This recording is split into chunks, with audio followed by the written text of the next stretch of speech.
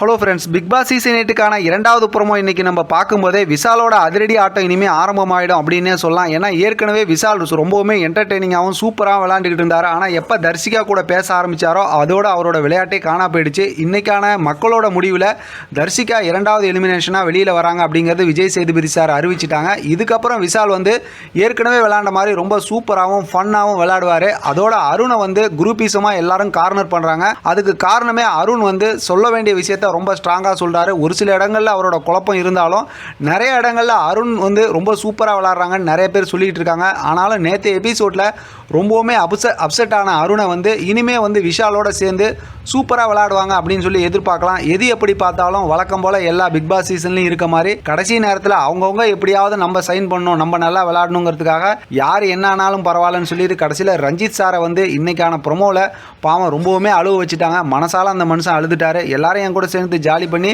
கடைசியில் என்னை மாட்டி விட்டுட்டீங்களேடா அப்படிங்கிற மாதிரி தான் அவர் பார்த்தாரு. பார்க்கலாம் இன்னும் என்னெல்லாம் நடக்குதுன்னு. இதை பற்றின உங்களோட கருத்து கமெண்ட் பாக்ஸை தெரியப்படுத்துங்க. தொடர்ந்து ஆதரவு கொடுங்க. தேங்க்யூ ஃப்ரெண்ட், தேங்க்ஸ் ஃபார் வாட்சிங்.